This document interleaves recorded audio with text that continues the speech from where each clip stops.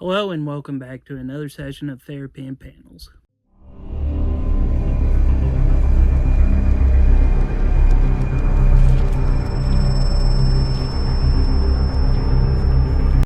Alright, boys and girls, it's time we all gather around and discuss the topic of drug abuse. Primarily the time when Marvel Comics decided to go against the authority of the Comics Code to help spread the word about drug abuse.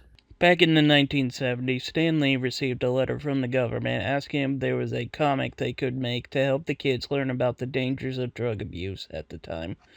The problem, however, at the time was a thing called the Comics Code Authority, which was a guide that all published books had to go by. Instantly said no due to the mention of drugs in the story.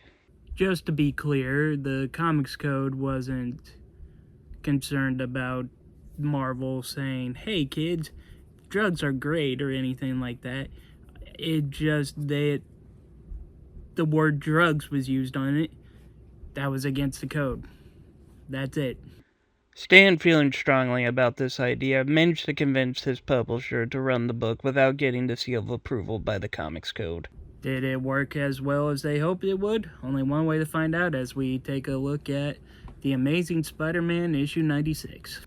The cover is a classic, iconic one, but I find it a bit hilarious just in a way of just the look of everything. It looks like there was a drive-by shooting and Spidey was the main culprit escaping the scene.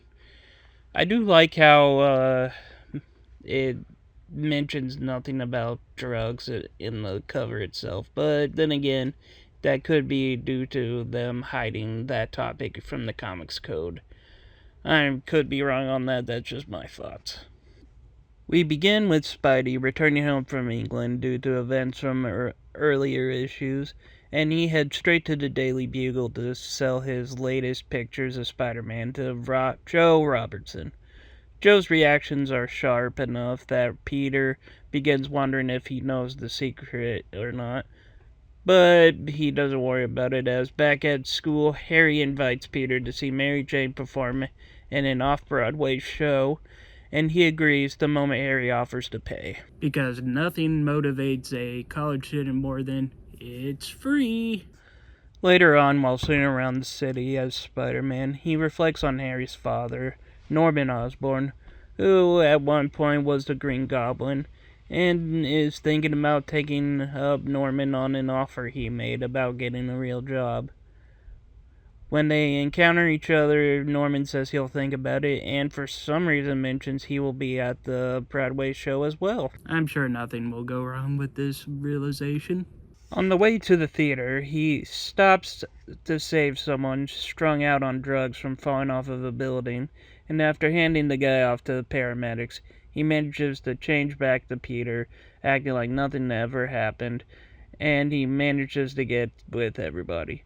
When the group gets all together, including Joe Robertson's son Randy, he quickly clashes with Norman Osborn over the reality of drug abuse in the city and how easily someone like Norman Osborn could help make a major change in the issues. Nothing like turning pre-show chatter into a full-on debate.